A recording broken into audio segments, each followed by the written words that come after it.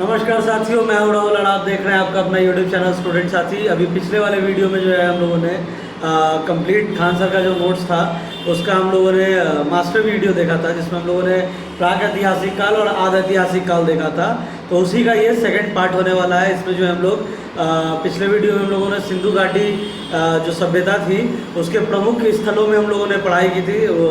उसके बारे में हम लोगों ने जाना था, जिसमें लोथल, मोहनजोदड़ो, धोलावीरा, सुरकोटा, कालीबंगा, हड़प्पा, इन सारे प्रमुख स्थलों के बारे में हम लोगों ने प्रीवियस वीडियोस में देख लिया था। ठीक है ना। तो रंगपुर से आज हम लोगों को स्टार्ट करना है। जिन्होंने पिछले वीडियो को नहीं देखा है तो डिस्क्रिप्शन में उसका भी लिंक है, आप वहां से जाके चेकआउट कर सकते हो। तो आज जो है हम लोग रंगपुर से शुरू करेंगे। तो रंगपुर जो है ये आपका सिंधु घाटी सभ्यता का एक प्रमुख स्थल था जो कि गुजरात में स्थित है। यहाँ धान की भूसी मिली है। ठीक है ना। और सिंधु सभ्यता का सबसे बड़ा स्थल धौलावीरा है जो कि गुजरात और पाकिस्तान दोनों में पड़ रहा है। ठीक है ना। भारत में सबसे बड़ा स्थल राखीगढ़ी है जो कि हरियाणा में है। और सिंधु सभ्यता का सबसे बड़ा शहर कौन सा है, तो पिछले वीडियो में हम लोगों ने देखा था वो मोहनजोदड़ो है। ठीक है ना। और उससे रिलेटेड हम लोगों ने इंपॉर्टेंट फैक्ट्स भी देखा था। साथ ही साथ प्रीवियस ईयर में जो इससे रिलेटेड क्वेश्चंस आए हैं उसको भी हम लोगों ने देखा था। तो प्रीवियस ईयर क्वेश्चंस भी हम लोग अभी देखेंगे आगे, जो हम लोग टॉपिक्स को कवर करेंगे और साथ ही साथ इंपॉर्टेंट फैक्ट्स को भी देखेंगे। तो रंगपुर के बाद जो है सिंधु सभ्यता की कुछ विशेषताएं हैं जिसको हम लोगों को देखना चाहिए। एग्जामिनेशन पॉइंट ऑफ व्यू से भी काफ़ी ज़्यादा इंपॉर्टेंट है।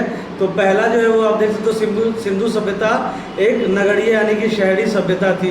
ठीक है ना। तो सिंधु सभ्यता जैसे हम लोगों ने पढ़ा था पिछले वीडियो में कि अर्बनाइजेशन जो है, शहरीकरण जो है हमारे इंडिया में काफ़ी पहले ही शुरू हो चुका था। तो हम लोगों ने काफ़ी कुछ दिया विश्व को। और सिंधु सभ्यता इसका एक उदाहरण था क्योंकि ये एक नगरीय शहरी सभ्यता थी। ये खुदाई में हमें पता चली इसके बारे में कि ये एक कंप्लीट अर्बनाइज्ड सभ्यता, सिविलाइजेशन थी। यहाँ की सड़कें एक दूसरे को समकोण पर काटती थी तथा ये पूर्व पश्चिम दिशा में थी, जिससे हवा द्वारा सड़क स्वतः साफ हो जाती थी। मतलब जो प्रॉपर, जिसको प्लानिंग के तहत जो कहते हैं कि प्लान्ड सिटी जिसको कहते हैं, प्लानिंग के तहत इस शहर को बसाया गया था, जिसमें जो सड़कें थी जो एक दूसरे को समकोण काटती थी और पूर्व पश्चिम दिशा में थी, जिससे हवा द्वारा सड़क स्वतः साफ हो जाती थी। मतलब गंदगी का कोई झमेला ही नहीं होता था। इस तरीके से इसकी इंजीनियरिंग की हुई थी। ठीक है ना। उसके बाद नालियाँ जो थी वो ढकी हुई थी। ठीक है ना। और अर्थव्यवस्था का मुख्य आधार क्या था, तो कृषि था। अभी भी हमारा देश जो है कृषि प्रधान देश है। ये भी इसका एक एग्जाम्पल है क्योंकि हम लोग फ्रॉम पास्ट सिंधु घाटी सभ्यता से अभी तक आए हैं और हमारा अभी भी जो है मुख्य जो अर्थव्यवस्था का आधार है वो कृषि है, यानी कि एग्रीकल्चर है। तो ये आपका इम्पोर्टेंट फैक्ट था। इनका व्यापार विदेशों तक होता था, जिसमें हम लोगों ने पढ़ा था कि सिंधु घाटी सभ्यता में जो है आपको बंदरगाह और पोर्ट का भी जिक्र था। इनका व्यापार विदेशों तक होता था। इनका समाज मात्र सत्तात्मक था और इनकी लिपि भाव चित्रात्मक थी, जिसे पढ़ा नहीं जा सका है अभी तक। जो है हम लोग लिखना पढ़ना तो जान गए थे, बट क्या लिखा गया था, क्या पढ़ा गया था, उस लिपि को जो है अभी तक ट्रांसलेट नहीं किया जा सका है। ठीक है ना। इनके मुहरों पर सर्वाधिक एक सिंग वाले जानवरों का चित्र था। मतलब सिंगल हॉर्न वाले जानवरों का जो है जो सिक्के थे उस पर चित्रार्थ था। इनके मुहावरों पर गाय का चित्र मिला है। गाय का जो है चित्र इनके मुहरों पर, मतलब जो हमारे करेंसी होते थे उस पर गाय का चित्र मिला है। यहाँ मॉप तौल के लिए न्यूनतम बाट 16 kg का था। मतलब 16 किलोग्राम का सबसे मिनिमम बट्टा था। अभी हम लोग देखते हैं, अब तो खैर इलेक्ट्रॉनिक आपका क्या बोलते हैं मॉप तौल आ गया है, बट पहले भी हम लोग देखते थे तो 50 ग्राम तक का, अभी भी 50 ग्राम तक का आता था। बट सिंधु सभ्यता में जो है 16 kg का जो है सबसे मिनिमम जो बट्टा था वो 16 kg का था। ठीक है ना। तो आप अंदाज़ा लगा सकते हो कि किस हिसाब से वेटिंग होता होगा। और सिंधु सभ्यता के लोग युद्ध या तलवार से परिचित नहीं थे। सिंधु सभ्यता में जो है युद्ध और तलवार से परिचित नहीं थे क्योंकि उसका कोई साक्ष्य, कोई एविडेंस अभी तक नहीं मिला है। क्योंकि मतलब ना युद्ध का कोई साक्ष्य मिला है, ना ही कोई तलवार का इस तरीके का किसी वेपन का या धारदार हथियार का कोई साक्ष्य मिला, कोई एविडेंस मिला। सिंधु सभ्यता के विनाश का सबसे बड़ा कारण बाढ़ को माना जाता है। ठीक है ना। जैसे बहुत सारी ह्यूमन सिविलाइजेशंस आती है जाती है, हर का एक जो डिस्ट्रक्शन का जो एक होता है कारण होता है। तो सिंधु सभ्यता का जो डिस्ट्रक्शन का कारण था वो था बाढ़। ठीक है ना। वो बड़ा कारण बाढ़ को माना जाता है। तो ये आपका इम्पोर्टेंट था सिंधु सभ्यता से रिलेटेड। अब आते हैं हम लोग कुछ और सभ्यताएं हैं, कुछ और एंशिएंट सिविलाइजेशंस हैं apart from Sindhu valley civilisation. तो लाइक आपकी मिस्र की सभ्यता है जो 3100 ईसा पूर्व में थी। यह मिस्र के रेगिस्तानों में स्थित थी और ये नील नदी के किनारे थी और इसका सभ्यता का विकास पीडिन के नेतृत्व में किया गया था। इस सभ्यता में पिरामिड, सूर्य कैलेंडर तथा मम्मी का विकास हुआ था। जो हम लोग पिरामिड देखते हैं इजिप्ट के जो भी पिरामिड्स हैं उसका डेवलपमेंट जो है मिस्र की सभ्यता जो कि 3100 ईसा पूर्व थी उसके दौरान किया गया था। अर्थात इस सभ्यता का रसायन शास्त्र का सुदृढ़ था, मतलब केमिस्ट्री का भी इस सभ्यता में एविडेंस मिला है। गीज़ा का पिरामिड सबसे प्रसिद्ध है।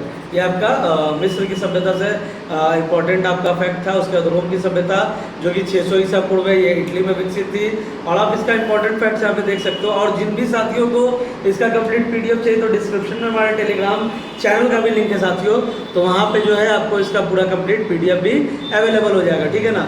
उसके बाद फारस की सभ्यता जो कि 500 ईसा पूर्व थी। बेसिकली सबसे डेट ही है जो कि ज़्यादा इंपॉर्टेंट है और कुछ फैक्ट्स है लाइक सिकंदर ने इस धर्म का अंत कर दिया था। जो फारस की सभ्यता थी तो भाषा जो थी उसकी फारसी थी जो कि अभी हम लोग सुनते भी हैं और पारसी धर्म को ये लोग मानते थे जिसका अंत सिकंदर ने कर दिया था, ठीक है ना। स्पार्टा जो था, स्पार्टा अपने बहादुर स्पार्टन्स पे मूवी भी काफ़ी सारी आई है like 300 rise of an empire आप देख लो या 300 का पहला पार्ट देख लो, वो स्पार्टा से ही रिलेट करके उसकी कहानी बनाई गई है। तो अगर आपने नहीं देखा है तो please go and check out the movie क्योंकि काफ़ी अच्छी मूवी है और आपको एक उस दौरान जो हिस्टोरिकल एरा था उसके आपको एक रूबरू करने का मौका भी मिलेगा। तो आप स्पार्टा पे आते हैं। स्पार्टा अपने बहादुर सैनिकों के लिए विख्यात है। ये ग्रीस के पास एक छोटा सा क्षेत्र था।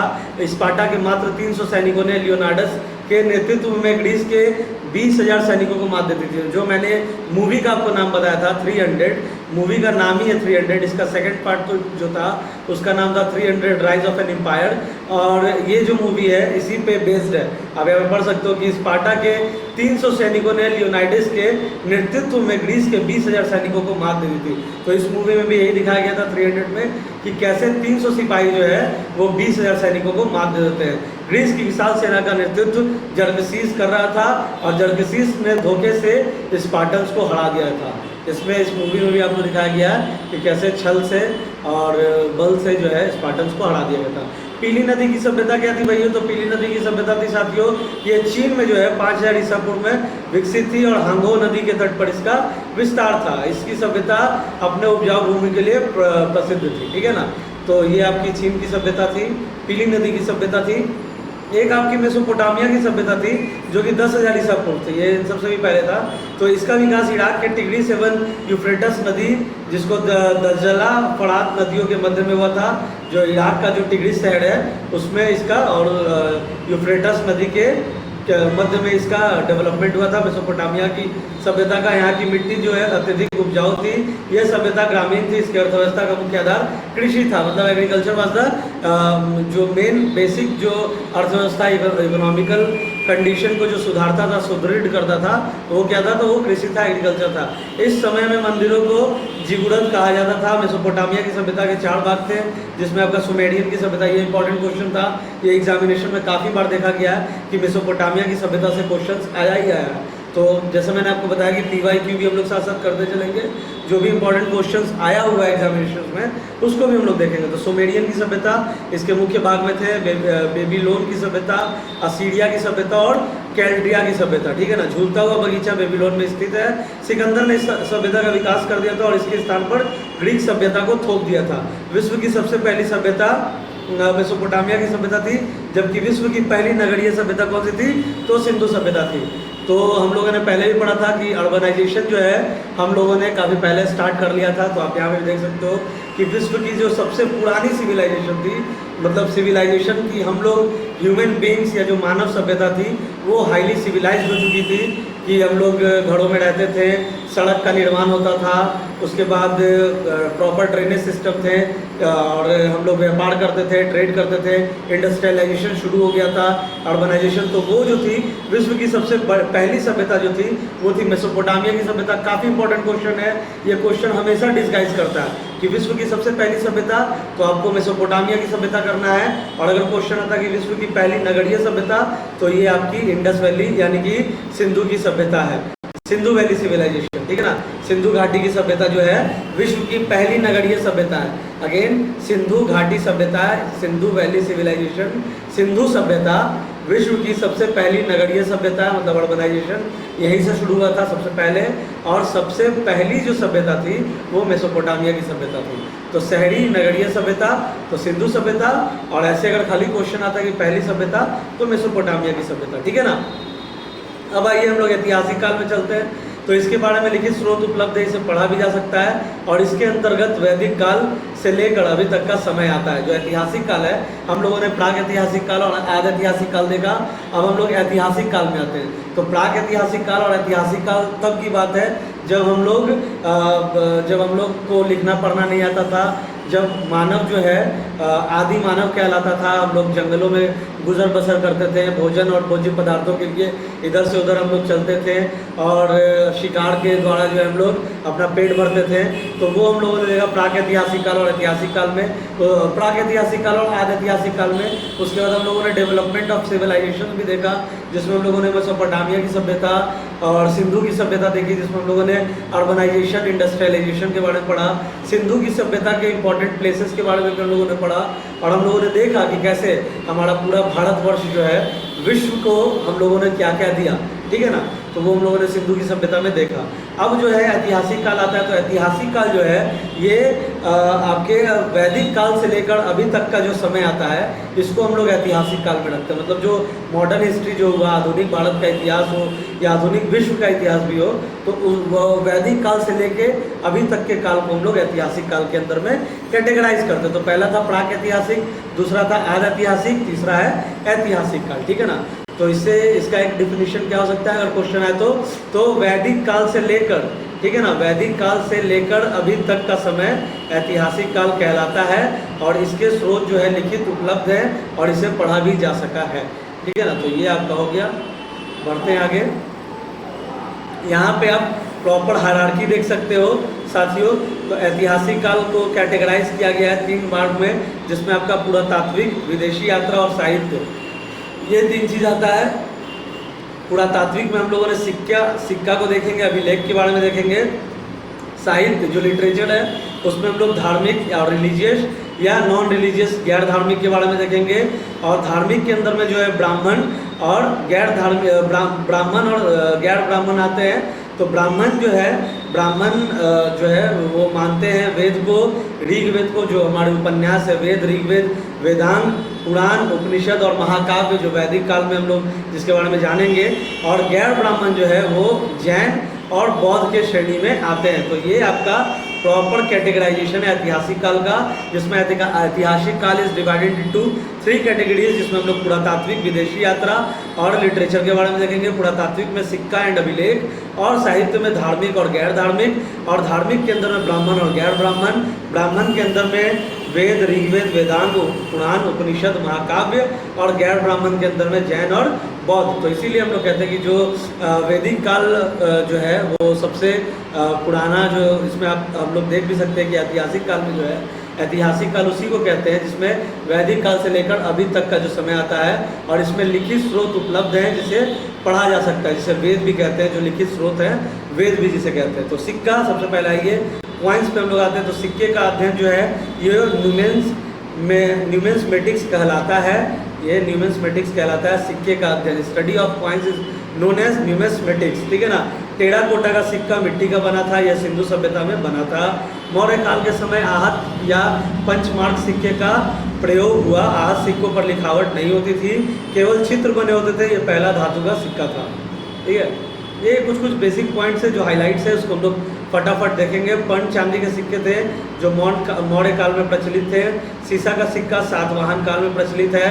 उसके बाद पहली बार सोने का सिक्का यूनानी शासकों द्वारा प्रचलित किया गया। शुद्ध सोने का सिक्का कुषाण शासकों द्वारा प्रचलित किया गया। कुषाण वंश के बारे में और डिफरेंट जो वंश थे उसके बारे में भी हम लोगों ने पढ़ा था, हमारे फटाफट कोर्स में भी हम लोगों ने पढ़ा था।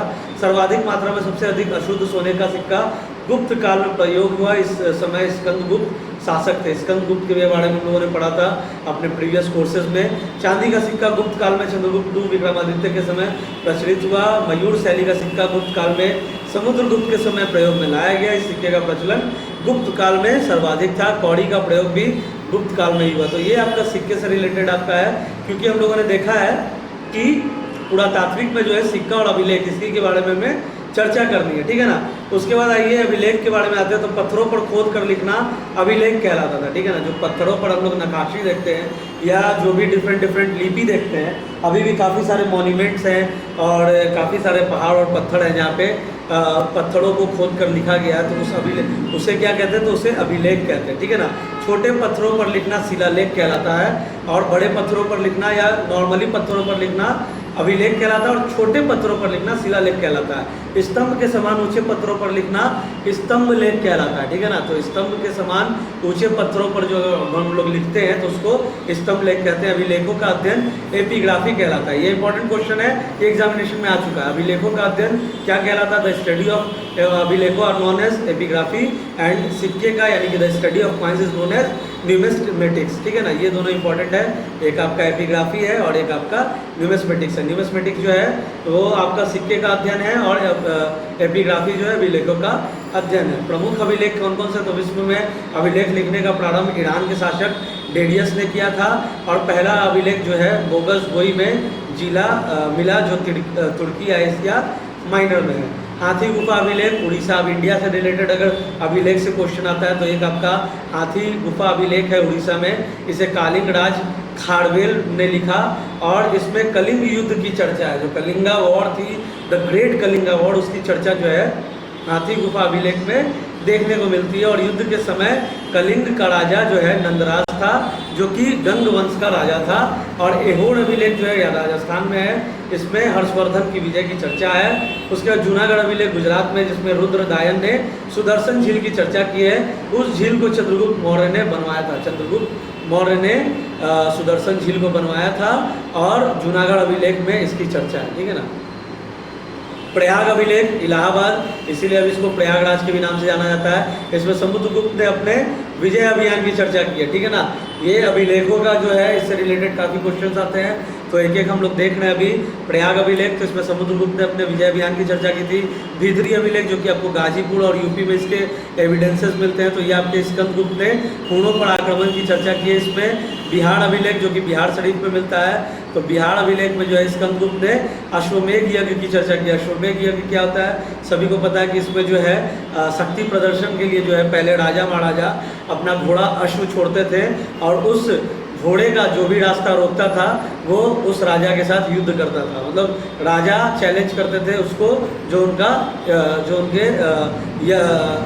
अश्व को यानी कि घोड़े को रोकता था। तो डैट वाज नोन एज अश्वमेध यज्ञ। तो बिहार का अभिलेख जो है बिहार शरीफ में जिसका एविडेंस मिलता है, तो इसमें स्कंदगुप्त ने जो अश्वमेध यज्ञ करवाया था, हमारे भगवान श्री राम ने भी अश्वमेध यज्ञ करवाया था। तो उसके बाद से जो है ट्रेंड चला था, तो स्कंदगुप्त ने जो है अश्वमेध यज्ञ की चर्चा अपने बिहार अभिलेख बिहार शरीफ में जिसका साक्ष्य मिलता है उसमें किया है। देवपाड़ा अभिलेख जो कि बांग्लादेश में या सेन वंश के शासक विजय सेन का है। ग्वालियर अभिलेख मध्य प्रदेश जिसका प्रतिहार शासक भोज का है। और मंदसौर अभिलेख, मंदसौर हमें सबको पता है कि ये मालवा शासक यशोवर्मन का है और इसमें उन्होंने अपने जो भी विजय की चर्चा की है, ठीक है ना। अब आइए हम लोग आगे बढ़ते हैं साथियों, आगे हम लोग बढ़ते हैं और देखते हैं स्तंभ लेख।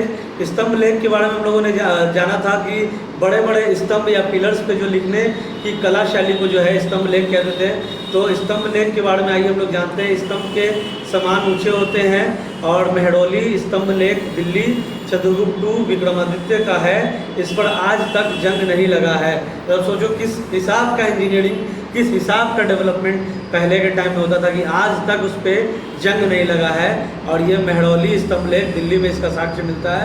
अर्थात ये अपने रासायनिक गुण के लिए, मतलब जो इसका केमिकल फीचर्स है, केमिकल गुण जो है उसके लिए ये मेहरौली का स्तंभलेख फेमस है। आज तक इसमें जंग नहीं लगा, सोच लो। मथुरा का स्तंभलेख, इसको भी चंद्रगुप्त II यानी कि विक्रमादित्य का है, और इसमें सहिष्णुता का चर्चा है। मतलब सहिष्णुता की चर्चा जो है हमारे मथुरा अभिलेख में की गई है, जिसका एविडेंस हमें यूपी में मिलता है। एडन स्तंभलेख जो कि एमपी में, ये भानुगुप्त का है, इसमें सती प्रथा की चर्चा मिलती है। बौद्ध स्तंभलेख एमपी में, जिसमें वासुदेव का है, इसमें शुंग वंश की चर्चा का लेख है। हेलियोडोरस, या फिर इसको कह सकते हैं कि गशध्वज स्तंभलेख एमपी, इसमें भागवत ने भागवत धर्म की जानकारी दी है, ठीक है ना। विदेशी यात्री द्वारा भारत का वर्णन, डेरोडोटस हिस्टोरिका, ठीक है। अब आइए हम लोग मेगास्थनीज इंडिका और पेडिक्लस ऑफ एथेरियन सी, अज्ञात, टॉलमी ज्योग्राफिका, पिलनी नेचुरलिका हिस्टोरिका, ये आपका जो है एब्रीविएशन से इम्पोर्टेंट। उसके बाद आइए फहियान 399 ईसा पूर्व, और जिसमें हम लोग देख सकते हैं फो थी पुस्तक, यह चंद्रगुप्त II विक्रमादित्य के दरबार में आया था। यह उस समय का भवन तथा कौड़ी की चर्चा है। उसके बाद सुंगचुन 512 ईसा पूर्व चीन, यह बंगाल के बोस में लिखा हुआ है। वेंगसोंग, ये कुछ इंटरनेशनल जो है चर्चाएं हैं इसमें, जो कि आपका इम्पोर्टेंट है, ठीक है ना। आइए आगे बढ़ते हैं। इसने नालंदा विश्वविद्यालय में अध्ययन तथा अध्यापन दोनों किया। इसे यात्रियों का राजकुमार कहते हैं। सिंह, इब्न बतूता, अब्दुल रज़ाक, साहित्यिक सोर। तब आइए हम लोग लिटरेचर पे आते हैं, जो कि इंपॉर्टेंट है एग्जामिनेशन पॉइंट ऑफ व्यू से, उसे ही हम लोग ज़्यादा फोकस करेंगे। तो लिखित स्रोत को साहित्यिक स्रोत कहते हैं, और प्राचीन इतिहास की जानकारी यह सबसे बड़ा स्रोत है। इसमें गैर धार्मिक स्रोत होता है, इसका संबंध किसी भी धर्म से नहीं है, जैसे कि अर्थशास्त्र, इकोनॉमिक्स जो है, इसको है जो शुरू से गैर धार्मिक सोर्स ऑफ लिटरेचर कहा जाता था, क्योंकि इसमें किसी धर्म की चर्चा नहीं है। धार्मिक स्रोत कहते हैं जिसमें किसी न किसी धर्म की चर्चा हो। गैर ब्राह्मण वैसे स्रोत जिसका संबंध हिंदू धर्म से नहीं रहता, उसे गैर ब्राह्मण कहते हैं। जैन साहित्य यह प्राकृत भाषा में मिले हैं, इन्हें आगम कहते हैं। 12 अंग है, इसमें 12 उपांग है। आधारण सूत्र, भगवती सूत्र, मूल सूत्र और आदि पुराण। बौद्ध साहित्य पाली भाषा में मिले हैं, जिसमें जातक ग्रंथ में महात्मा बुद्ध ने पूर्व जन्म की 200 कहानियाँ, ठीक है ना। ललित विस्तार में महात्मा बुद्ध की पूरी जीवनी है। उसके बाद आइए, ये आपके बौद्ध धर्म से रिलेटेड अंगुत्तर निकाय में 16 महाजनपद की चर्चा है। बौद्ध धर्म की सबसे पवित्र पुस्तक त्रिपिटक है, जो कि काफ़ी इंपॉर्टेंट भी है एग्जामिनेशन से, कि बौद्ध धर्म की सबसे सेक्रेड पुस्तक कौन सी है, तो दैट इज़ त्रिपिटक, जो कि 3 पुस्तकों का समूह है, कंपाइलेशन ऑफ 3 बुक्स, जिसमें आपका सुत्त पिटक, विनय पिटक और अधिम्य पिटक आता है। तो सुत्त पिटक क्या है, तो ये सबसे बड़ा पिटक है। इसे बौद्ध धर्म का इंसाइक्लोपीडिया कहते हैं, मतलब every single information about the Bauddh religion is given in the Sutta Pitaka literature, ठीक है ना। तो इसको बौद्ध धर्म का इंसाइक्लोपीडिया भी इसीलिए कहते हैं। विनय पिटक ये सबसे छोटा पिटक है, और इसमें बौद्ध धर्म का प्रवेश की चर्चा, मतलब कैसे बौद्ध धर्म जो है प्रकाश में आया, उसकी चर्चा है विनय पिटक में। अधिम्य पिटक जो है, इसमें महात्मा बुद्ध के दार्शनिक, महात्मा बुद्ध की जो फिलोसफिकल जो आइडियोलॉजी थी, जो विचारधारा थी, उसकी चर्चा आपको अधिम्य पिटक में मिलती है। और इन तीनों पुस्तकों के कंपाइलेशन को हम लोग जो है त्रिपिटक कहते हैं, ठीक है ना, जो कि सबसे पवित्र पुस्तक है बौद्ध धर्म की। काफ़ी इंपॉर्टेंट है एग्जामिनेशन पॉइंट ऑफ व्यू से। ये यहाँ पे आपका कुछ फैक्ट्स है इंपॉर्टेंट, जो आप देख सकते हो। ऋग्वेद, ज्ञानी, ब्राह्मण ग्रंथ, उपवेद, किससे क्या रिलेटेड है। वेदों की रचना स्वयं ईश्वर ने की है, अतः वेद को अपौरुषेय कहा जाता है। मतलब वेद के बारे में कहा जाता है कि इसकी रचना जो है स्वयं ईश्वर ने की है। और गुप्त काल में कृष्ण देवयान ने, व्यास ने वेदों का संकलन, कलेक्शन किया, और प्रारंभ में वेदों की संख्या 3 थी, अतः वेद को त्रयी कहा जाता था। अथर्ववेद को बाद में शामिल किया गया, इसे वेद त्रयी में नहीं रखते हैं। ऋग्वेद, इसमें 10 मंडल, 1028 सूक्त तथा 10,580 ऋचाएँ हैं, ऋचाओं की अधिकता के कारण इसे ऋग्वेद कहते हैं। यह सबसे प्राचीन एवं सबसे बड़ा वेद है। सबसे प्राचीन वेद क्या है? तो ऋग्वेद है और सबसे बड़ा वेद भी है। इसमें गायत्री मंत्र जो ओम भूर्भुवस्व तत्सवितुर्वरेण्यम भर्गो देवस्य धीमहि धियो यो न प्रचोदयात् जो है, जो मंत्र है हमारा, जो सबसे पवित्र मंत्र है, उसकी चर्चा जो है ऋग्वेद में की गई है, जो सूर्य भगवान को समर्पित है। ठीक है ना, सूर्य भगवान को यह मंत्र समर्पित है, उसकी चर्चा जो है ऋग्वेद में की गई है, जो कि सबसे पुराना और सबसे बड़ा वेद जिसको हम लोग कहते हैं और कहा गया है सबसे प्राचीन एवं सबसे बड़ा वेद। ठीक है ना, ऋग्वेद दूसरा तथा 7वां मंडल पुराना है, क्योंकि इसका संकलन पहले ही हो गया था। पहला तथा 10वां मंडल नया है इसको, क्योंकि इसका संकलन बाद में हुआ। इसके बाद आइए 9वें मंडल में सोम देवता की चर्चा है। ऋग्वेद के ज्ञानी को घृतु कहते हैं। ऋग्वेद को उपवेद आयुर्वेद है, जिसमें चिकित्सा की चर्चा है। इसके ज्ञानी को प्रजापति कहते हैं। ऋग्वेद में जो है एक उपवेद आयुर्वेद भी है। आयुर्वेद को इसलिए कहा जाता है, आयुर्वेद भी भारत ने ही दिया है पूरे विश्व को। और अभी जो है हम लोग काफ़ी ज़्यादा हमारा झुकाव हो गया एलोपैथी की तरफ, बट हमारे आयुर्वेद में जो है लगभग हर बीमारियों का इलाज संभव था। और आयुर्वेद का जो जिक्र है वो ऋग्वेद के उपवेद को आयुर्वेद मतलब उसमें भी चर्चा है। और इसमें चिकित्सा की भी चर्चा की गई, मतलब जो आपकी इसमें जो है मेडिकल के बारे में भी चर्चा की गई है ऋग्वेद में। और इसके ज्ञानी को प्रजापति कहते हैं। तो सोच लो कि कितना कुछ मतलब हमारे वेदों में, हमारे पुराणों ने और सब ने जो है ह्यूमन सिविलाइजेशन को दिया है। ठीक है, सामवेद में आते हैं। इसमें 1875 मंत्र हैं, किंतु वास्तव में 99 मंत्र ही सामवेद है। बाकी मंत्रों को ऋग्वेद से ग्रहण कर लिया है। सामवेद में भारतीय संगीत के साथ स्वर सा रे गा मा प ध नि सा जो आप देखते हो, मतलब संगीत की चर्चा जो है सामवेद में की गई है।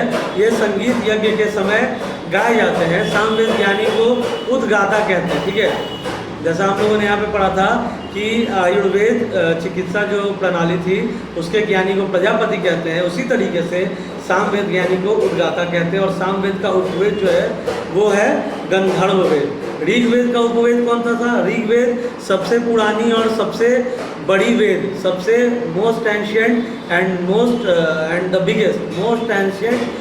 Biggest Veda is known as Rigveda. Rigveda का एक उपवेद था, उपवेद है जिसे आयुर्वेद कहते हैं, जिसमें चिकित्सा की चर्चा है और इसके ज्ञानी को प्रजापति कहते हैं। उसी तरीके से सामवेद जो है वो उसके उपवेद को गंधर्व वेद कहते हैं और सामवेद के ज्ञानी को जो है उद्गाता कहते हैं। तो ये आपका हो गया important examination point of view से। गंधर्व वेद के ज्ञानी को नारद कहते हैं। ये गंधर्व वेद है, उसके ज्ञानी को नारद कहते हैं। यजुर्वेद, इसमें 1990 मंत्र है। इसमें युद्ध एवं कर्म कांड की चर्चा है। इसे दो भाग में बांटते हैं। यजुर्वेद का जो है क्लासिफिकेशन दो पार्ट में हुआ। इसमें कृष्ण यजुर्वेद और शुक्ल यजुर्वेद। कृष्ण यजुर्वेद जो कि गद्य पाठ एंड शुक्ल यजुर्वेद जो कि पद पाठ है। इसके ज्ञानी को अघर्यु कहते हैं। यजुर्वेद का उपवेद धनुर्वेद है। धनुर्वेद के ज्ञानी को विश्वामित्र कहते हैं। अथर्ववेद इसकी रचना सबसे बाद में उत्तर वैदिक काल में, जिसमें 6000 मंत्र है। इसमें जादू टोना वशीकरण इत्यादि की चर्चा अथर्ववेद में की गई है। ठीक है ना। आरण्यक जो है ऐसी पुस्तक है जिसकी रचना जंगल में की गई हो, उसको आरण्यक कहलाता है। अथर्ववेद को छोड़कर सभी पुस्तक आरण्यक है। ठीक है ना। अथर्ववेद की जो है रचना जो है वो जंगल में नहीं की गई थी। ठीक है, तो अथर्ववेद की रचना जंगल में नहीं की गई थी, इसीलिए अथर्ववेद को जो है आरण्यक नहीं कहा जाता है। तो आप देख सकते हो आरण्यक का क्या एग्जाम्पल है, वैसी पुस्तक जिसकी रचना जंगल में की गई हो। Very important examination point of view से आरण्यक से डायरेक्ट क्वेश्चन आता है, डिफिनीशन करके बोल्ड करके क्वेश्चन आता है। तो आरण्यक का जो डिफिनीशन वो आप जान लो कि वैसी पुस्तक जिसकी रचना जंगल में नहीं की गई हो उसको आरण्यक कहते हैं। और अथर्ववेद को छोड़कर सभी पुस्तक आरण्यक है। मतलब अथर्ववेद जो है उसकी रचना जो है जंगल में नहीं की गई थी, इसीलिए वो आरण्यक नहीं है। और उसको छोड़ के जितनी भी पुस्तकें हैं उसको आरण्यक कहते हैं। चाहे वो ऋग्वेद हो या यजुर्वेद हो, ये सब जो है उसको आरण्यक कहते हैं क्योंकि उसकी रचना जंगल में हुई थी। और अथर्ववेद को आरण्यक नहीं कहते हैं क्योंकि उसकी रचना जंगल में नहीं हुई थी। एग्जामिनेशन पॉइंट ऑफ व्यू से काफ़ी इंपॉर्टेंट। वेदांत वेदों को भली भांति समझने के लिए वेदांत की रचना की गई है। वेदों को भली भांति मतलब सरल भाषा में समझने के लिए जो है वेदांत की रचना की गई है। वेदांत की संख्या 6 है, जिसमें आप देख सकते हो 2, 2, 4, 2, 6 तो 6 जो है उसको 3 भाग में पहले कैटेगराइज किया गया है, ब्याजो, निशी और कक्ष। और ब्याजो का जो है व्याकरण और ज्योतिष के अंदर में कैटेगराइजेशन है, निशी का निरुक्त और शिक्षा के अंदर में, और कक्ष जो है उसका कल्प और छंद के अंदर में। तो अब यहाँ पे आप देख सकते हो इम्पोर्टेंट जो भी है व्याकरण से रिलेटेड, वेद को सरल भाषा में समझने के लिए वेदांग की रचना की गई, ठीक है ना। तो ये आपका इम्पोर्टेंट है। पुराण के बारे में आइए जानते हैं। इसकी रचना महर्ष ऋषि तथा उग्र श्रवा ने की और इसकी संख्या 18 है। इसे 5वां वेद या वेदों का वेद कहते हैं, ठीक है ना। वेदों का वेद या 5वां वेद भी इसको कहते हैं। इसमें प्राचीन राजवंशों की जानकारी मिलती है। विष्णु पुराण, इसमें मौर्य वंश की जानकारी मिलती है। मत्स्य पुराण, इसमें सातवाहन वंश की जानकारी मिली है। इसमें विष्णु भगवान के 10 अवतारों की भी चर्चा की गई है। तो जो मत्स्य पुराण है इसी में विष्णु भगवान के जो 10 अवतार हैं उनकी लीला जो है उनकी चर्चाएं की गई है। उनके अवतार और उनकी लीला और उन्होंने हमें क्या सीख दी उसकी पूरी चर्चा जो है वो मत्स्य पुराण में की गई है विष्णुदेव की। और विष्णु पुराण जो है इसमें मौर्य वंश की जानकारी मिलती है।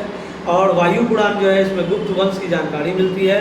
इसमें लिखा गया है कि समुद्रगुप्त का घोड़ा 3 समुद्र का पानी पीता था, ठीक है। समुद्रगुप्त जो उनका घोड़ा था वो वायु पुराण में इसका साक्ष्य दिया गया है कि उनका घोड़ा 3 समुद्र का पानी पीता था। उपनिषद, इसका अर्थ होता है गुरु के समीप बैठकर ज्ञान प्राप्त करना। यह ब्राह्मणों के विरुद्ध राजपूतों की एक प्रक्रिया मानी जाती है, जिसको उपनिषद में जो है उपनिषद कहा जाता है। तो इसमें जो है गुरु के समीप बैठकर ज्ञान प्राप्त करना इसको कहते हैं। और ये ब्राह्मणों के विरुद्ध जो है राजपूतों की एक प्रक्रिया मानी जाती है। तो उपनिषद 108 है, किंतु 13 उपनिषद को ही मान्यता प्राप्त है। बृहद नारायण उपनिषद यह सबसे बड़ा तथा सबसे प्राचीन है। कठोपनिषद, इसमें यम और नचिकेता की चर्चा है और इसमें ओम शब्द के महत्व को दर्शाया गया है। किसमें दर्शाया गया है? तो कठोपनिषद में ओम शब्द की जो है महत्व को दर्शाया गया है। उसी तरीके से इम्पोर्टेंट उपनिषद है जिसमें आपको मुंडोपनिषद और जवालोपनिषद, उसके बाद अलोपनिषद, स्मृति साहित्य और उसके अलावा जो है डिफरेंट आपको जो भी लिटरेचर थे उसके बारे में जानकारी मिलता है, ठीक है साथियों। तो अब इसके आगे हम लोग बढ़ते हैं और इम्पोर्टेंट फैक्ट्स को देखते हैं। अब आइए प्राचीन इतिहास में हम लोग आते हैं। तो इसमें वैदिक काल से लेकर राजपूत काल तक का अध्ययन किया जाता है। तो प्राचीन इतिहास जो है, एंशंट हिस्ट्री जो है, मतलब हम लोग ऐतिहासिक काल, वैदिक काल से लेके आज तक के काल को ऐतिहासिक काल में रखते हैं, ठीक है ना। वैदिक काल से लेके, वैदिक काल जो कि सबसे पुराना काल है, वहाँ से आज तक के काल को जो मॉडर्न हिस्ट्री और अभी जो हम लोग प्रेजेंट में जी रहे हैं इसको ऐतिहासिक काल कहते हैं। और प्राचीन काल जो है ये आपका हो गया एंशंट हिस्ट्री, जिसमें वैदिक काल से लेकर राजपूत काल तक के अध्ययन किया जाता है। और वैदिक काल जो है वो 1500 BC से लेके 600 BC यानी कि बिफोर क्राइस्ट जिसको कहते हैं उसको वहाँ तक है, जिसमें आपका जो है वैदिक काल 2 भाग में कैटेगराइज्ड है। ऋग वैदिक काल जो 1500 बिफोर क्राइस्ट से लेके 1000 बिफोर क्राइस्ट, और उत्तर वैदिक काल जो 1000 बिफोर क्राइस्ट से लेके 600 बिफोर क्राइस्ट तक है। वैदिक समाज के निर्माता आर्य थे, ठीक है ना। आर्य मध्य एशिया से आए थे और भारत में सप्त सैंधव प्रदेश में, जिसको 7 नदियों का प्रदेश जिसमें या पंजाब हरियाणा भी जिसको कहते हैं, वहाँ पे है। आर्यों की भाषा संस्कृत थी, जो कि देवों की भाषा भी कही जाती थी संस्कृत को, जिस कारण आर्य स्वयं को श्रेष्ठ कहते थे। क्यों? क्योंकि उनकी भाषा भी संस्कृत थी और देवताओं की भी भाषा संस्कृत थी। जिन्हें संस्कृत नहीं आती थी अर्थात भारत के मूल निवासियों को अनार्य या निम्न कहा जाता था। तो उस दौरान जिनको संस्कृत नहीं आती थी उन्होंने निम्न कैटेगरी या अनार्य को अनार्य शब्द से जो है संबोधित किया है। दक्षिण भारत का आर्यीकरण जो है अगस्त ऋषि ने किया, ठीक है। उसके बाद उत्तर भारत का आर्यीकरण जो है वो किसने किया? तो राजा विदेह ने किया, के पुरोहित पंडित गौतम राहुगण ने किया। किंतु ये गंडक नदी को पार करके पटना नहीं पहुंच पाए, जिस कारण अथर्ववेद में पाटलिपुत्रा को अछूतों की भूमि कही गई है और यहाँ के गंगा जल को पवित्र नहीं माना गया। ये काफ़ी ज़्यादा एक इम्पॉर्टेंट फैक्ट है जो we all must have to know. तो दक्षिण भारत में जो है आर्यीकरण जो है उस दौरान भारत संपूर्ण भारतवर्ष में चल रहा था। तो हम लोगों ने देखा कि आर्य जो है मध्य एशिया से आए थे और भारत में सप्त सैंधव प्रदेश में, जो कि पंजाब और हरियाणा में, वहाँ से जो है आर्य भारत में पहुँचे। तो तो आर्य का जो है, आर्यों का जो हम लोगों ने देखा कि आर्य खुद को श्रेष्ठ कहते थे क्योंकि उनकी भाषा संस्कृत थी। और दक्षिण भारत में आर्यीकरण जो है अगस्त ऋषि ने किया, और उत्तर भारत में आर्यीकरण जो है राजा विदेह के पुरोहित पंडित गौतम राहुगढ़ ने किया। नॉर्थ इंडिया, तो नॉर्थ इंडिया में अपना पाटलिपुत्र बिहार पटना भी आता है। तो हुआ क्या कि गंडक नदी को पार करके जो गौतम राहुगढ़ हैं, वो गंडक नदी को, जो गौतम राहुगढ़ वो पंडित थे, राजा विदेह के पुरोहित थे, तो वो जो है गंडक नदी को पार करके पटना नहीं पहुंच पाए थे। तो जिस कारण अथर्ववेद जो हमारा वेद है उसमें पाटलिपुत्र को जो है अछूतों की भूमि कही गई है, और यहाँ के गंगा जल को भी पवित्र नहीं माना गया। ये एक आपका इम्पॉर्टेंट फैक्ट है हिस्टोरिकल डेटा से, ठीक है। इस समय सबसे प्रिय पशु गाय थी। गाय वी नो, पहले भी हम लोगों ने सिंधु घाटी सभ्यता में भी देखा था, जो समृद्धि का संकेत थी। गाय की हत्या करने पर मृत्यु दंड दिया जाता था, ठीक है ना। तो समृद्धि का संकेत था गाय, सुख और समृद्धि का संकेत गाय था। गाय जो सबसे प्रिय पशु भी मानी जाती थी और सुख और समृद्धि की संकेत भी मानी जाती थी, और गाय की हत्या करने पर मृत्युदंड उस दौरान दिया जाता था। राजा का मुख्य कार्य गाय की खोज करना, गविष्ट था, और उस समय अर्थव्यवस्था का मुख्य आधार कृषि था। तो कृषि शुरू से ही चला रहा है। वैदिक समाज ग्रामीण सभ्यता थी। ऋग्वेद के 7वें मंडल में दशराज युद्ध की चर्चा जो आर्य तथा अनार्य के बीच में हुआ, जिसमें आर्य विजयी हुए। आर्यों को कबीला भरत था, इसी कारण उस समय जाति का निर्धारण कर्म के आधार पर होता था, किंतु उत्तर वैदिक काल में जाति का निर्धारण वंश के आधार पर होने लगा। उत्तर वैदिक काल में लोहे की खोज हुई। तो आप आर्य में जो है आप कर्म के जैसा आप कर्म करते हैं उस आधार पर जो है आपको जाति आपको दिया जाता था, लेकिन उत्तर वैदिक काल में जो है जाति का निर्धारण वंश के आधार पर होने लगा। तो अब देखिए कर्म के आधार पर कैसे होता था, जो ज्ञान दे रहा है उसको सबसे ऊपर रखा जाता था, जो युद्ध में जो लड़ रहा है उसको क्षत्रिय कहा जाता था, तो उसके बाद उनका नंबर आता था, फिर वैश्य, फिर शूद्र। तो ये जो है आप यहाँ पे हायरार्की देख सकते हो। तो सबसे पहले ब्राह्मण, देन आपका क्षत्रिय, देन आपका वैश्य, देन आपका शूद्र, ठीक है ना। तो ये व्यापार या दूसरों के यहाँ नौकरी के आधार पे, मतलब उनके कार्य के आधार पे ये कैटेगराइजेशन किया गया था धर्म का, ये जाति का, सॉरी धर्म तो हम लोग हिंदू ही थे, जाति का जो है कैटेगराइजेशन किया गया था। उसके बाद वैदिक काल की नदियाँ जो है वो झेलम, वित्सिता और व्यास, विपाशा, चिनाब, अस्तिकिनी और सतलज, सूत्रद्वीप, यहाँ तक था। वैदिक साहित्य में सर्वाधिक चर्चा सिंधु नदी की है क्योंकि यह सबसे महत्वपूर्ण नदी थी, ठीक है ना। तो ये अगर क्वेश्चन आता है तो सिंधु नदी जो है इसकी सभ्यता, इसकी जो चर्चा है ये वैदिक काल में बहुत पुराने दौर से हो रही है, सिंधु नदी की चर्चा, और इसीलिए इसको सबसे महत्वपूर्ण, सबसे it plays a very important role in the Indian history as well. तो वैदिक काल के देवता इंद्र देवता को कहा जाता है, ये सबसे महत्वपूर्ण थे। इनकी चर्चा 250 बार हुई है, और इन्हें युद्ध तथा वर्षा का देवता कहते हैं, और इन्हें पुरंदर भी कहते हैं। अग्नि की चर्चा जो है 200 बार हुई है वरुण की। तो ये आपका इंपॉर्टेंट यहाँ तक था। उसके बाद हम लोग आगे बढ़ते हैं।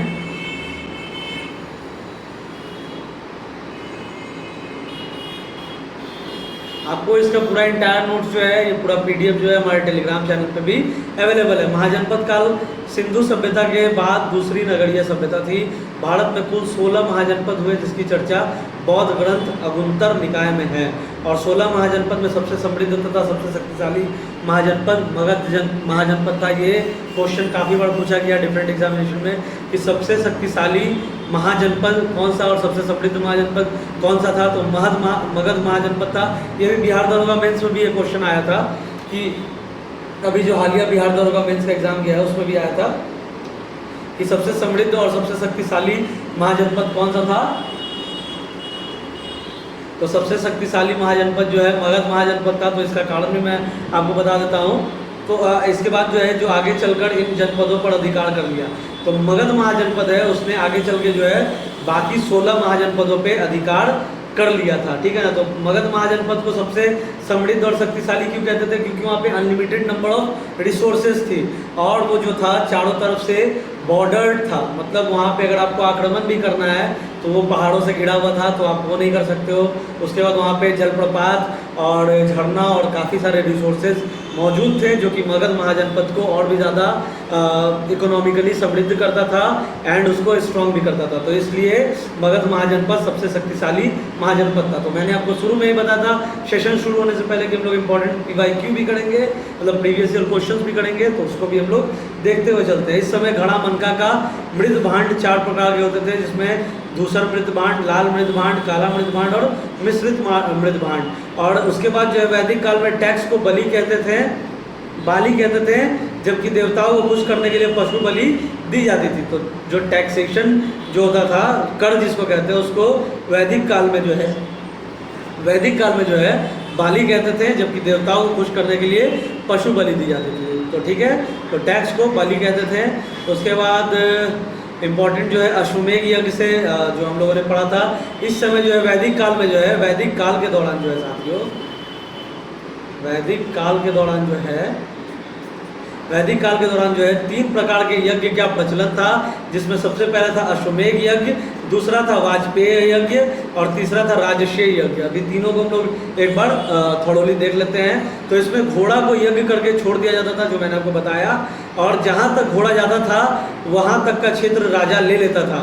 तो मैंने आपको बताया था कि जहाँ तक घोड़ा जाता था, इसमें क्या होता था अश्वमेघ यज्ञ में कि एक यज्ञ होता था जिसके बाद घोड़े को छोड़ दिया जाता था, और जहाँ तक घोड़ा जाता था उस पूरे क्षेत्र को जो है राजा अपने अंडर में कंट्रोल करता था, जो इस अश्वमेघ यज्ञ को करवाता था। और इसमें घोड़ा को रोकने वाले व्यक्ति जो है उसको राजा के साथ युद्ध करना पड़ता था। मैंने पहले भी बताया था कि जो भी घोड़े को रोकता था, that means he or she is challenging the king or emperor who has done this अश्वमेघ यज्ञ।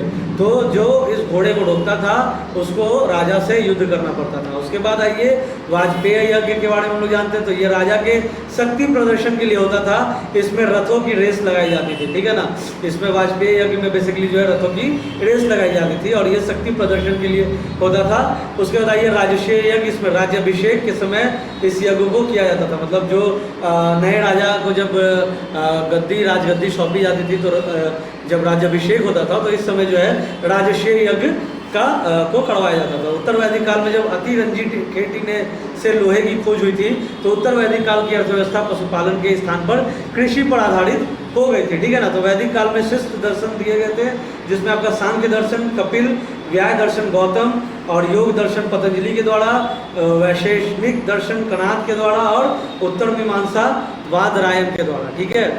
एक और है इसमें पूर्वी मीमांसा जैमिनी के द्वारा। तो गौतम बुद्ध के अधिकतर उपदेश सांख्य दर्शन से लिए गए हैं, ठीक है ना। तो ये आपका इंपॉर्टेंट है एग्जामिनेशन पॉइंट ऑफ व्यू से। अब आइए हम लोग यहाँ पे हाइलाइट्स थोड़े से देख लेते हैं। सिंधु सभ्यता और हड़प्पा सभ्यता और वैदिक सभ्यता का कैटेगराइजेशन जो है यहाँ पे दिया गया, ठीक है ना।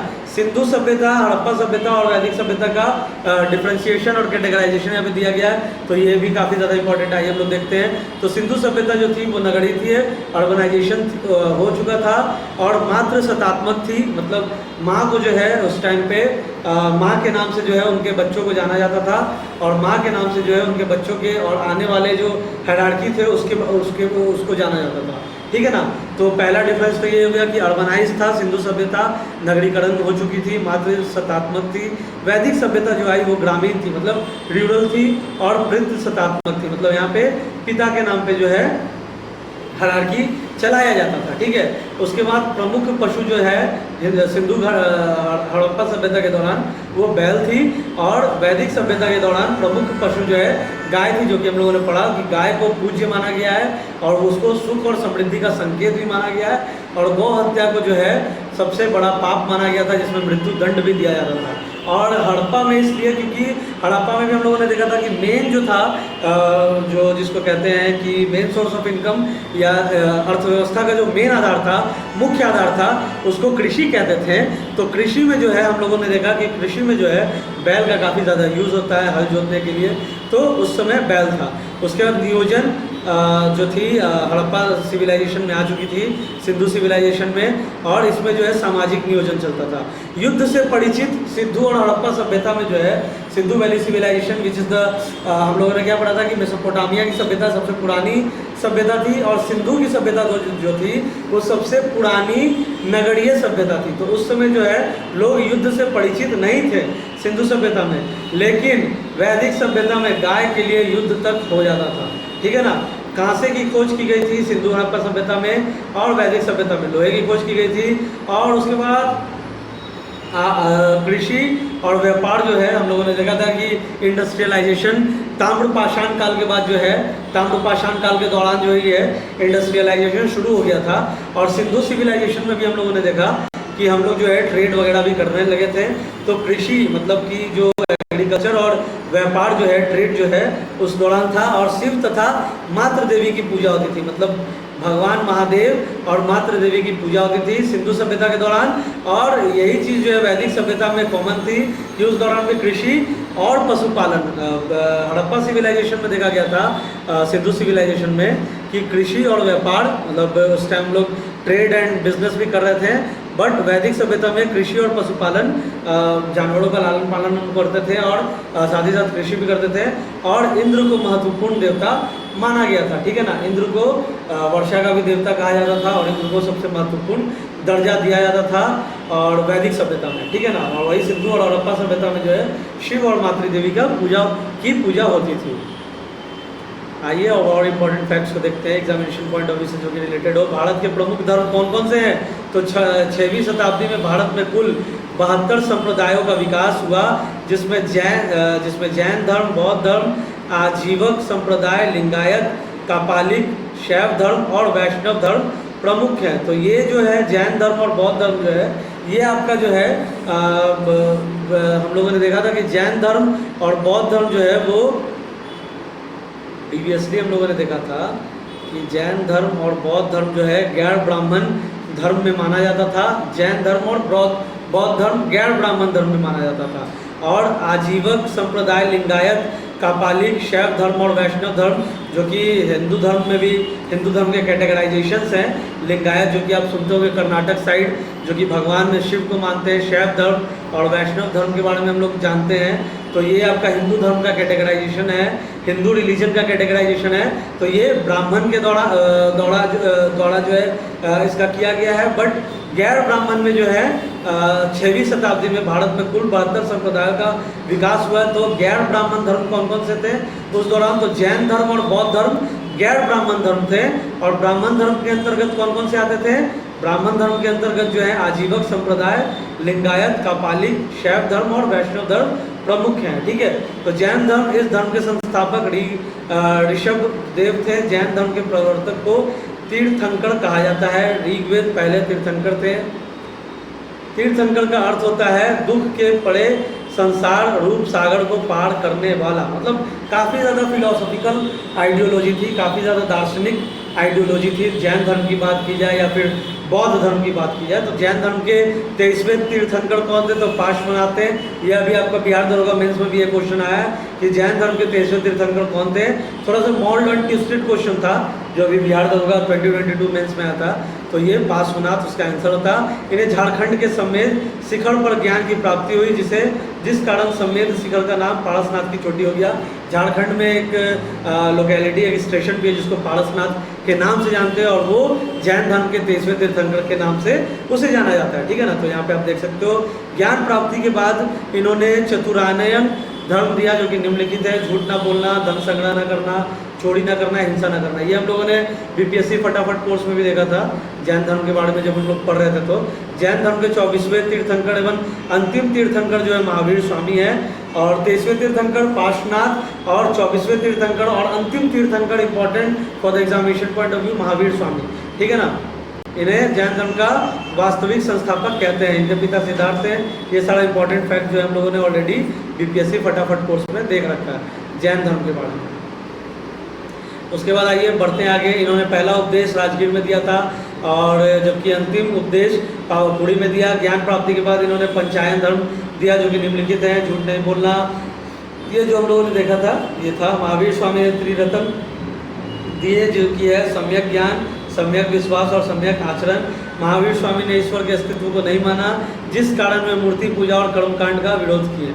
ठीक है ना, मूर्ति पूजा और कर्मकांड का विरोध जो है महावीर स्वामी ने किया और उन्होंने जो है ईश्वर के अस्तित्व को नकार दिया था। ठीक है, और इसके बाद आता है प्रमुख जैन मंदिर कहाँ कहाँ है आपको, तो मौर्य काल में मथुरा जैन धर्म का प्रमुख केंद्र था मौर्य काल के दौरान। और उसके बाद कर्नाटक के चामुंडे शासकों ने गोमतेश्वर का जैन धर्म बनवाया, जिसे बाहुबली का मंदिर कहते हैं। मध्य प्रदेश में चंदेल शासकों ने खजुराहो में जैन मंदिर बनवाया। खजुराहो हिंदू और जैन दोनों का पवित्र स्थल है। ठीक है ना, जबकि अजंता बौद्ध जैन और हिंदू तीनों का पवित्र स्थल है। ये आपका इंपॉर्टेंट है फैक्ट कि खजुराहो जो है हिंदू और जैन दोनों का पवित्र स्थल है, जबकि अजंता जो है बौद्ध जैन और हिंदू तीनों का पवित्र स्थल है। ठीक है, उसके बाद आइए हम लोग आगे बढ़ते हैं। राजस्थान में माउंट आबू पहाड़ी पर दिलवाड़ा का जैन मंदिर विमल शाह के सामंत अधिकारी वस्तुपाल तथा तेजपाल ने बनवाया। तो ये तो हो गया आपका जैन धर्म से रिलेटेड सारा इंपॉर्टेंट टॉपिक। बौद्ध धर्म के बारे में भी हम लोग इसी में लपेट लेते हैं। तो इस धर्म का प्रारंभ महात्मा बुद्ध ने किया।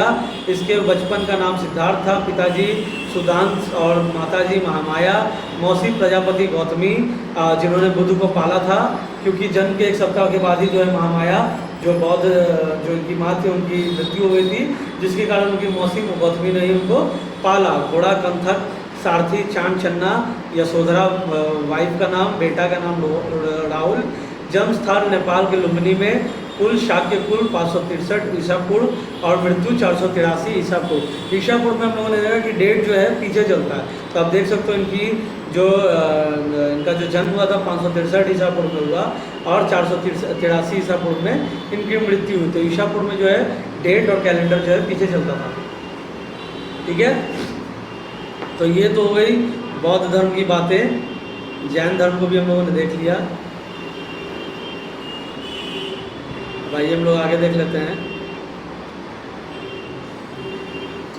अब बौद्ध धर्म और जैन धर्म का कैटेगराइजेशन और अंतर हम लोग देख लेते हैं। तो बौद्ध धर्म के अनुसार मोक्ष प्राप्ति के लिए सबसे बड़ी बाधा इच्छा थी और इसमें जो है सबसे बड़ी बाधा आत्मा है। जैन धर्म में सबसे बड़ी बाधा मोक्ष प्राप्ति के लिए आत्मा को माना गया, बौद्ध धर्म में सबसे बड़ी बाधा इच्छा को माना गया। ठीक है, ज्ञान प्राप्ति को मोक्ष कहा गया है और इसमें ज्ञान प्राप्ति को कैवल्य कहा गया है। इसमें ज्ञान प्राप्ति के लिए अष्टांगिक मार्ग बताया गया है और इसमें ज्ञान प्राप्ति के लिए संलेखना बताया गया जैन धर्म में। ठीक है, बौद्ध धर्म आगे क्यों बढ़ा उसके कारण थे कि जैन धर्म की भाषा जो थी वो प्राकृत थी, जो कि काफ़ी ज़्यादा कठिन थी, और बौद्ध धर्म की भाषा जो थी पाली थी, जो उस समय की सबसे लोकप्रिय भाषा हो गई। तो देखो कभी कभी क्या होता है ना कि अगर हम आपके साथ अच्छे से कम्युनिकेट कर पा रहे हैं, देन जो है हम अपने जो चीज़ें हैं उसको आपको तक सौंप पाएंगे और उसको डेवलप कर पाएंगे। तो जो कम्युनिकेशन सिस्टम होता है वो किसी भी डेवलपमेंट के लिए काफ़ी ज़्यादा इम्पोर्टेंट होता है। तो जो सबसे बड़ा रोड़ा जो हुआ जैन धर्म का डेवलपमेंट क्यों नहीं हुआ, क्योंकि उसका जो कम्युनिकेशन जो उसकी भाषा थी वो प्राकृत थी, जो कि काफ़ी कठिन थी। उसके बाद जब एक ऑल्टरनेटिव आया, जब एक लोगों को ऑल्टरनेटिव दिखा बौद्ध धर्म में, तो उन्होंने बौद्ध धर्म को इसलिए चुना क्योंकि इसकी भाषा पाली थी, जो कि काफ़ी लोकप्रिय भाषा हो गई और प्राकृत भाषा से काफ़ी ज़्यादा हल्की फुल्की थी। मतलब प्राकृत काफ़ी ज़्यादा कठिन भाषा थी, बट बौद्ध धर्म की जो भाषा जो पाली थी, जो समय की सबसे लोकप्रिय भाषा थी, वो उतनी कठिन नहीं थी। जैन धर्म में बहुत ही कठोर नियम थे, जबकि बौद्ध धर्म नियम सरल थे, मतलब थोड़ा सा लिबरल हो गया था आपका बौद्ध धर्म। डेट्स वाई लोग जैन धर्म से जो है बौद्ध धर्म में उस टाइम स्विच कर रहे थे, या फिर बौद्ध धर्म और जैन धर्म में अगर किसी को चूज़ करने को होता था तो वो बौद्ध धर्म को चूज़ करते थे, क्योंकि इसका जो नियम था काफ़ी ज़्यादा सिंपल एंड वो था। एंड जैन धर्म के नियम काफ़ी ज़्यादा कठोर थे, जो भी अभी भी हम लोग देखते हैं जैन धर्म के नियम के बारे में। तो बौद्ध धर्म थोड़ा सा लिबरल था, बट जैन धर्म जो है थोड़ा सा कठोर था उस दौरान।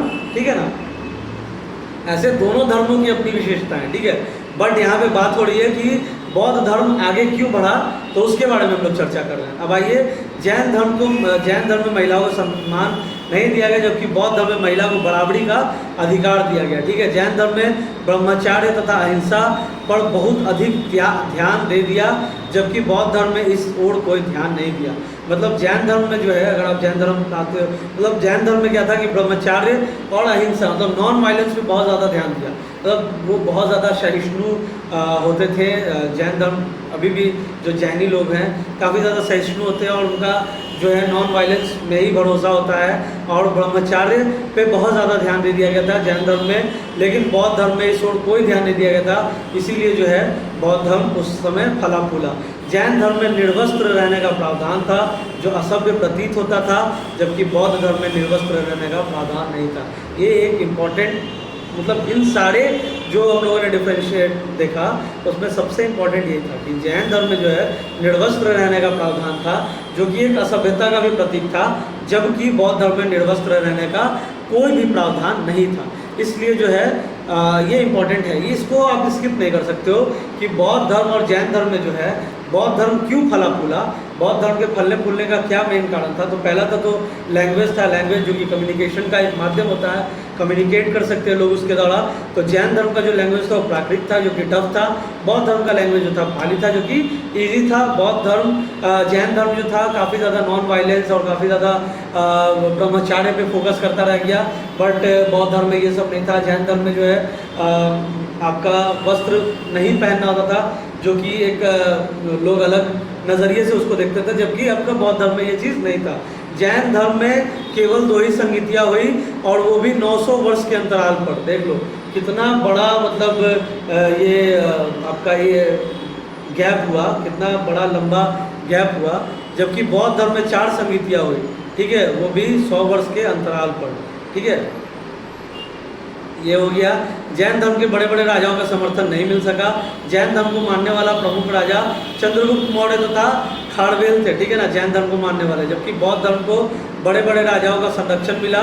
और बौद्ध धर्म मानने वाले प्रमुख राजा अशोक, कनिष्क, पालवंश, चीन, पूर्वी एशिया आदि, ये सबों ने जो है बौद्ध धर्म अपनाया था। देखो मेन होता है कि अगर कोई राजा अपना लेता है इस धर्म को तो एक बार आप मासेस को जो है उस धर्म की ओर अग्रसित कर सकते हो, बट जैन धर्म को बड़े बड़े राजाओं का समर्थन नहीं मिला। और जैन धर्म को मानने वाले कुछ प्रमुख राजा जो थे उसमें सबसे इम्पोर्टेंट जो थे वो चंद्रगुप्त मौर्य थे और खारवेल थे, जबकि जो है बौद्ध धर्म को बड़े बड़े राजाओं का संरक्षण मिला, जिसमें आपको सम्राट अशोक, कनिष्क, पालवंश, चीन, पूर्वी एशिया आदि। इसलिए ये धर्म फला फूला काफ़ी ज़्यादा। जैन धर्म तथा बौद्ध धर्म दोनों धर्मों के विनाश के कारण। अब आइए हम लोग डिस्ट्रॉय, मतलब क्यों बर्बाद हुआ दोनों धर्म, जैन धर्म और बौद्ध धर्म। आज के डेट में बहुत कम पॉपुलेशन है जो लोग इन धर्मों को मानते हैं, काफ़ी मतलब नेग्लिजिबल पॉपुलेशन है जो जैन धर्म या बौद्ध धर्म को मानते हैं। तो इसके विनाश के कारण क्या है, तो इसको हम लोग पढ़ते हैं अब, ठीक है। ये काफ़ी इम्पोर्टेंट होगा। तो 2 मिनट खाने पी। देखो दोनों ही धर्म हिंदू धर्म के कुरीतियों के विरुद्ध आवाज़ उठाकर आगे बढ़े हुए थे। जैसा मैंने आपको पहले बताया कि ब्राह्मण और गैर ब्राह्मण धर्म जो थे, धर्म का जो था डिफ्रेंसिएशन, कैटेगराइजेशन जो था वो ब्राह्मण और गैर ब्राह्मण के आधार पे हुआ था। तो जो ब्राह्मण के साथ थे वो हम लोगों ने पहले देखा, उसको अभी हम लोग आगे भी देखेंगे टॉपिक्स में। और जो गैर ब्राह्मण में थे वो थे जैन धर्म वाले और बौद्ध धर्म वाले, ठीक है। तो दोनों धर्म का विनाश क्यों हुआ अब हम लोग पढ़ते हैं। तो दोनों ही धर्म हिंदू धर्म के कुरीतियों के विरुद्ध आवाज़ उठाकर आगे बढ़े हुए थे। मतलब हिंदू धर्म के जो भी वल्नरेबिलिटीज़ थे उसके खिलाफ आवाज़ उठाकर आगे बढ़े थे जैन धर्म और बौद्ध धर्म। और इन लोगों ने मूर्ति पूजा तथा कर्म कांड का विरोध किया था। तो जो हिंदू धर्म में जो हम लोग करते हैं मूर्ति पूजा हम लोग करते हैं और हम लोग कर्म कांड करते हैं, तो ये जो है जैनियों ने और बौद्ध धर्म वालों ने जो है इसका विरोध किया था। इसी के कारण इन दोनों धर्म का डेवलपमेंट भी हुआ था। किंतु कालांतर में इन लोगों ने भी कुरीतियाँ आ गई। अब देखो क्या होता है कि अगर आप दूसरे कुरीतियों को आप मतलब जिस चीज़ को आप वल्नरेबिलिटी कह रहे हो उसको अगर आप दूर करने के लिए आगे बढ़ते हो तो कहीं ना कहीं आपके अंदर भी वल्नरेबिलिटी आती है या कुरीतियाँ आती है। तो हिंदू धर्म के विरुद्ध आवाज़ उठाकर आगे बढ़े हुए थे इन दोनों, और इन लोगों ने मूर्ति पूजा तथा कर्म कांड का विरोध किया था। लेकिन एक टाइम इंटरवल के बाद इन दोनों में भी कुरीतियाँ आ गई और इन लोगों ने भी मूर्ति पूजा तथा कर्म कांड करना प्रारंभ कर दिया। मतलब भैया आपने पहले कहा कि आप मूर्ति पूजा और कर्म कांड करते हो तो हम आपके साथ नहीं चलेंगे, हम अगेंस्ट चलेंगे। और एक टाइम इंटरवल के बाद जो है जैन धर्म वालों ने और बौद्ध धर्म वालों ने भी ये जो मूर्ति पूजा और कर्म कांड करना प्रारंभ कर दिया। तो क्या डिफरेंसेस रह गया हिंदू धर्म और इसमें, तो ये इम्पोर्टेंट फैक्ट था। ठीक है।